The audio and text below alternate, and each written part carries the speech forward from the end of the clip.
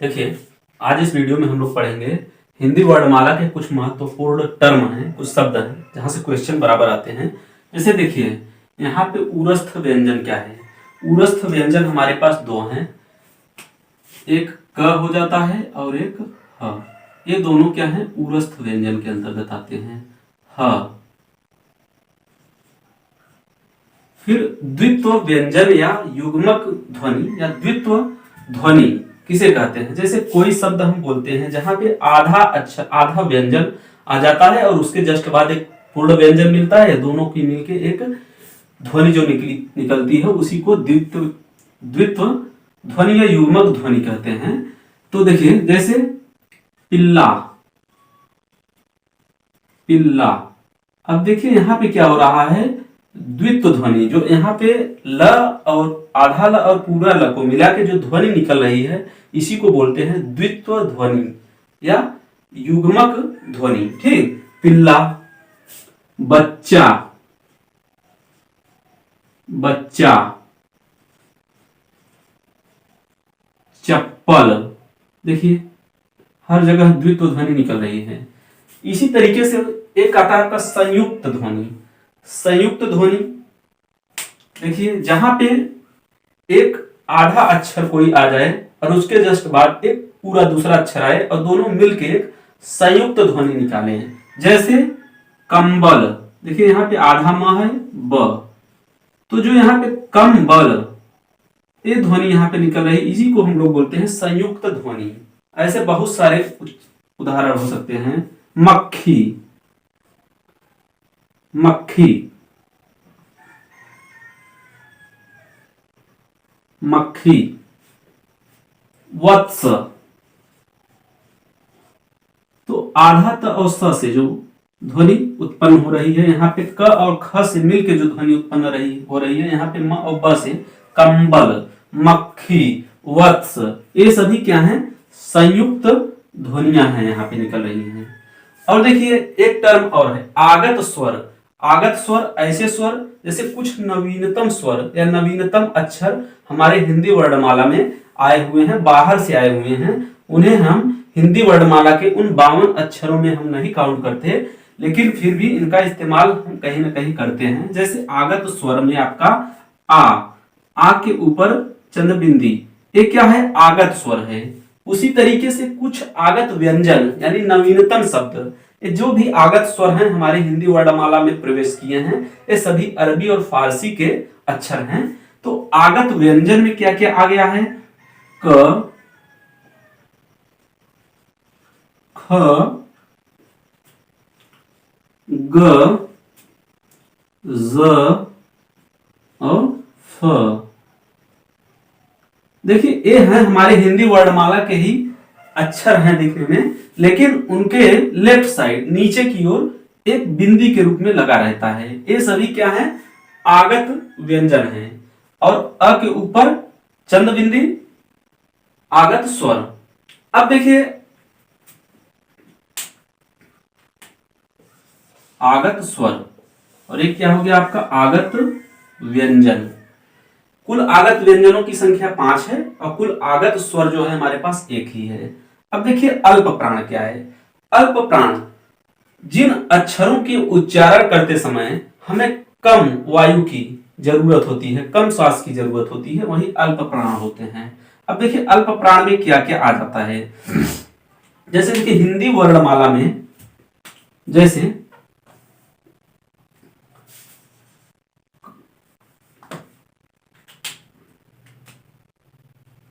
क, हम यहां पे लिख लेते हैं क, ख, ग, घ, अंग, च, छ, ज, झ, य। 2-3 मिनट एक्स्ट्रा समय लगेगा लेकिन आपको बेहतर समझ में आ जाएगा।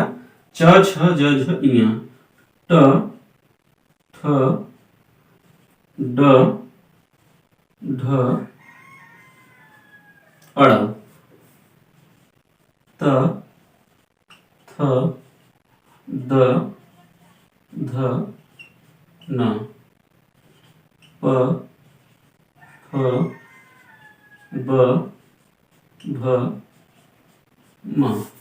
अब देखिए अल्प प्राण में जो आता है, इनको अगर हम वर्गों में विभाजित करते हैं, ये आपका पहला वर्ग हो जाएगा, दूसरा हो जाएगा, तीसरा हो जाएगा, चौथा हो जाएगा, पांचवा हो जाएगा।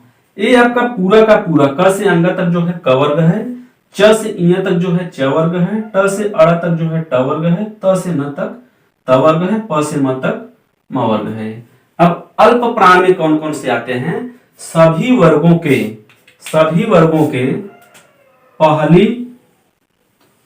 पहले अक्षर, सभी वर्गों के पहले अक्षर, सभी वर्गों के तीसरे अक्षर और सभी वर्गों के पांचवें अक्षर। सभी वर्गों के पहले अक्षर, तीसरे अक्षर और पांचवें अक्षर किसमें आते हैं? अल्प प्राण में आते हैं। और उसके अलावा क्या आता है? सभी अंतःस्थ, सभी अंतःस्थ। अंतःस्थ मतलब य र ल व, इनके अलावा सभी स्वर। अब देखिए अल्प प्राण में क्या क्या आ गया? सभी वर्गों के पहले, तीसरे और पांचवें अक्षर, सभी अंतःस्थ यानी य र ल व तथा सभी स्वर, ये सभी क्या आते हैं? अल्प प्राण में आ जाते हैं। इनकी गिनती अल्प प्राण में करते हैं। इनको बोलने के लिए हमें कम वायु की, कम श्वास की जरूरत होती है। महाप्राण, महाप्राण में देखिए पहला, तीसरा और पांचवा को छोड़ने के बाद बच क्या रहा है? दूसरा और चौथा। हर वर्ग का दूसरा अक्षर और हर वर्ग का चौथा अक्षर क्या है? महाप्राण में आता है, दूसरा और चौथा। इसके अलावा क्या आ जाता है? देखिए सभी अंतःस्थ य र ल व। अब यहां पे सभी उष्म, सभी उष्म व्यंजन, सभी उष्म व्यंजन कह सकते हैं। और यहाँ अंतःस्थ व्यंजन, तो हम व्यंजन नहीं लिखने जा रहे हैं। सभी उष्म, उष्म में आपका क्या क्या आ जाता है? श, ख, श, ह। ठीक, ये चारों हो गए, ये सभी हो गए महाप्राण में। अब देखिए एक टर्म होता है अघोष। अघोष, अघोष में क्या क्या आ जाता है? किसी सभी वर्गों के पहले दूसरे, सभी वर्गों के पहले दूसरे, सभी वर्गों के पहले दूसरे अक्षर जो होते हैं वो सघोष में आ जाते हैं। सब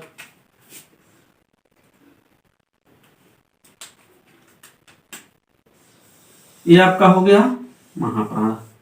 अब सभी वर्गों के पहले और दूसरे, सभी वर्गों के पहले दूसरे अक्षर, पहले और दूसरे अक्षर अघोष होते हैं।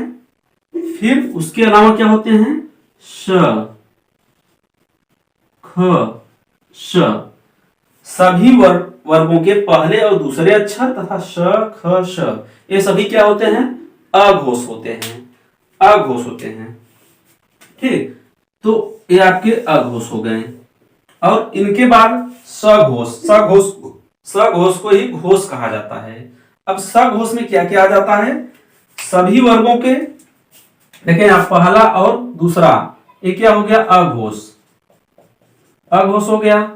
तो तीसरा, चौथा और पांचवें, सभी वर्गों के तीसरे, चौथे और पांचवें वर्ण जो होंगे वो क्या हो जाएंगे? सघोष, घोष भी बोलते हैं इसको। तो सघोष। अब सघोष में क्या क्या आ जाएगा?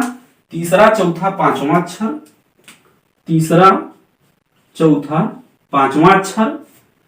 उसके अलावा देखिए ये जो उष्म व्यंजन में आपके स, ख, श, ह थे, लेकिन जब अघोष में स, ख, श तीन हो गए, ह बच गया, तो ह आपका सघोष में चला गया। और फिर इनके अलावा जो जितने भी स्वर हैं, सभी स्वर, सभी स्वर, देखिए ह के अलावा सभी अंतःस्थ, सभी अंतःस्थ, सभी अंतःस्थ,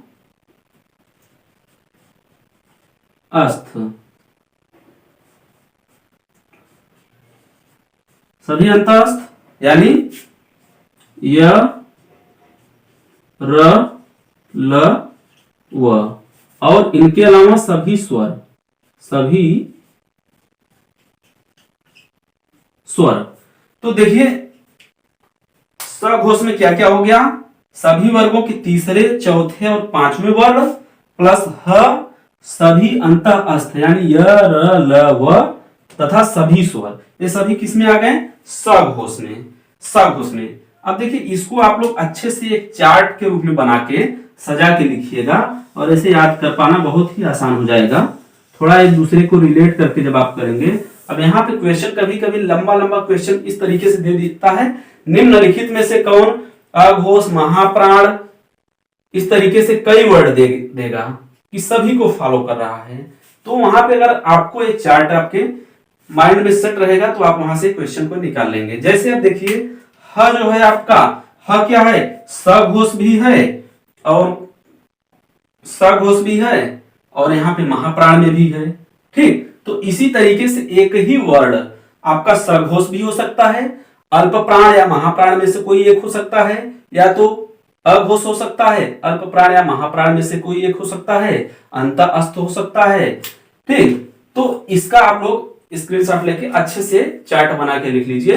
जब इसके बाद आप लोग ऑब्जेक्टिव क्वेश्चन को लगाएंगे, आदित्य प्रकाशन को हमने प्रीफर किया था, अगर उसको लगाएंगे आप लोग, नहीं तो लास्ट सेशन में जब ये कंप्लीट हो जाएगा तो हम क्वेश्चन की सीरीज लेके आएंगे। यकीन मानिए बहुत ही मजा आएगा और कोई क्वेश्चन इससे बाहर नहीं जाएगा। तो हम लोग मिलते हैं नेक्स्ट वीडियो में। Take care, bye.